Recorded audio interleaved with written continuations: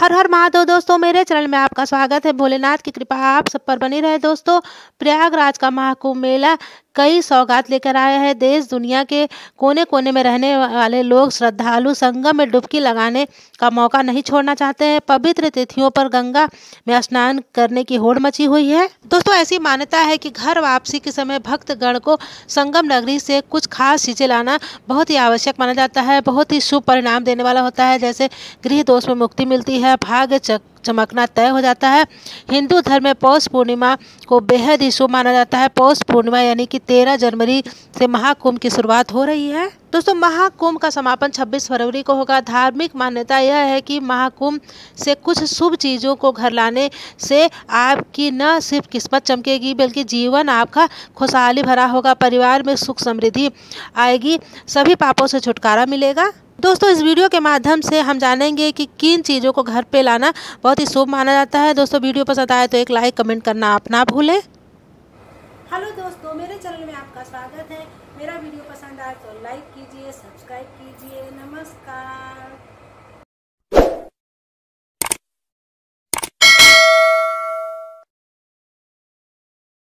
दोस्तों, किसी भी व्यक्ति का भाग्य चमकना, उसका किस्मत खुलना, उसके साथ देवी देवताओं की कृपा बनी रहती है। प्रयागराज में गंगा, यमुना और अदृश्य सरस्वती नदी का मिलन होता है, इसलिए उसे त्रिवेणी भी कहते हैं। महाकुंभ में आप संगम घाट पर स्नान करें। वहाँ से लौटते समय संगम नगरी का पवित्र जल जरूर लेके लौटें। ऐसी मान्यता है कि त्रिवेणी संगम का जल घर लाने से घर में खुशियों का बसेरा हो जाता है। दोस्तों, त्रिवेणी संगम का गंगा जल लाने से घर में नकारात्मक ऊर्जा खत्म होती है, सकारात्मक ऊर्जा का वास हो जाता है। गंगा जल को घर लेकर आएं, पूजा या किसी साफ सुथरे स्थान पर रखें, जिससे आपका घर धन धान और समृद्धि से भरपूर हो जाएगा। दोस्तों, धार्मिक ग्रंथों में वर्णन मिलता है कि महाकुंभ से तुलसी भी आप घर ला सकते हैं। दरअसल घर में तुलसी रखना से दरिद्रता दूर होती है, आर्थिक हालत में सुधार होता है। नियमित रूप से आप तुलसी में दीपक जलाना, सुबह शाम जल देना आप ना भूलें, जिससे घर में तुलसी की पूजा करने से घर में सुख समृद्धि आती है। दोस्तों, पौराणिक कथा के अनुसार समुद्र मंथन के समय जब देवताओं और असुरों के बीच अमृत के लिए विवाद हुआ था, तो अमृत कलश से कुछ बूंदें प्रयागराज में गिरी थी।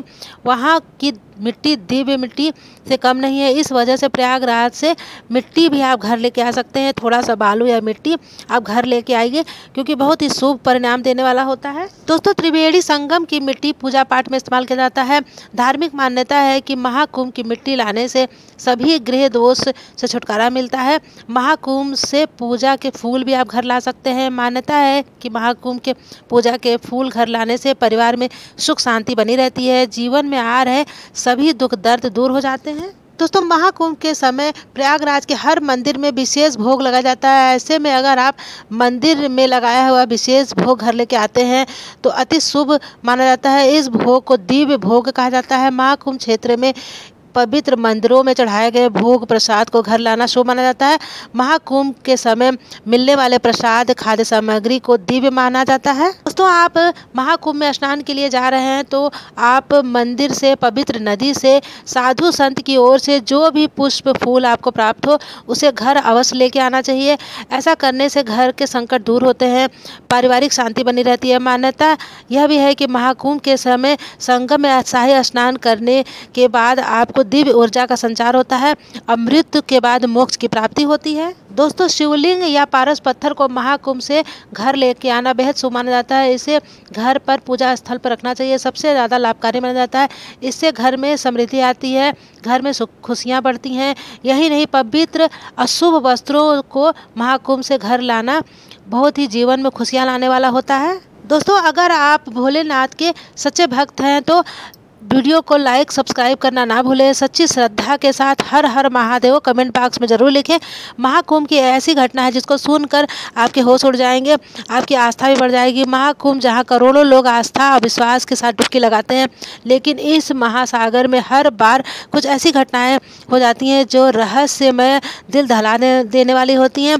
आज हम आपको इस सच्ची कहानी सुनाने जा रहे हैं। दोस्तों, 2001 महाकुंभ के दौरान की घटना है, सच्ची घटना है ये। प्रयागराज में घटी थी। जनवरी की ठंडी की सुबह थी। पूरा संगम तट श्रद्धालुओं से भरा हुआ था। लोग गंगा स्नान के लिए उमड़ रहे थे। भीड़ इतनी ज़्यादा थी कि तिल रखने की जगह नहीं थी। तभी वहाँ एक 8 साल का बच्चा रोता हुआ दिखाई दिया। दोस्तों, उस बच्चे का नाम अर्पित था। अर्पित की माँ उसके हाथ में एक लाल धागा बांध कर कह रही थी कि बेटा, इस धागे को मत छोड़ना, यह धागा तुझसे मुझे जोड़ के रखेगा। लेकिन जैसे ही माँ गंगा स्नान करने लगी, अचानक ही भगदड़ मच गई। इधर उधर लोग भागने लगे। अर्पित का हाथ उसकी माँ से छूट गया। अर्पित संगम के किनारे इधर उधर रोता हुआ घूमता रहा, अपनी माँ को ढूंढता रहा। तभी उसको एक सफ़ेद कपड़े में लिपटा हुआ साधु आया। उसकी आंखों में अजीब सी चमक थी। साधु ने अर्पित को गोद में उठा लिया, कहा, डर मत बच्चा, माँ गंगा तुझे तेरी माँ से मिलवा देगी। साधु अर्पित को लेकर के संगम तट पर बैठ गया। इसके बाद साधु घंटों तक ध्यान में ले रहा। कुछ घंटे बाद साधु अर्पित को लेकर संगम के एक किनारे गया। अचानक वहां अर्पित की माँ को देखा तो माँ बेहोश पड़ी हुई थी। अर्पित अपनी माँ को देख के बहुत प्रसन्न हुआ। साधु ने गंगा जल से उसकी आंखों पर छिड़काव किया। जब माँ होश में आई तो अर्पित को गले लगाते हुए साधु को धन्यवाद दिया। लेकिन जब उन्होंने साधु की तरफ देखा तो वह नहीं था। दोस्तों, न ही उसके पैर के निशान थे, बस एक लाल धागा जमीन पर पड़ा था। लोग कहते हैं महाकुंभ के दौरान गंगा तट पर स्वयं भगवान या उन्हीं के रूप में साधु संत वहां प्रकट होते हैं, लोगों की मदद करते हैं। इस घटना के बाद अर्पित और उसकी माँ हर बार संगम स्नान के लिए जाते हैं और उस साधु की तलाश करते हैं। दोस्तों, महाकुंभ एक धार्मिक मेला ही नहीं, आस्था, विश्वास, चमत्कारों का संगम है। दोस्तों, वीडियो कैसा लगा कमेंट जरूर करिए। कमेंट बॉक्स में लिखिए हर हर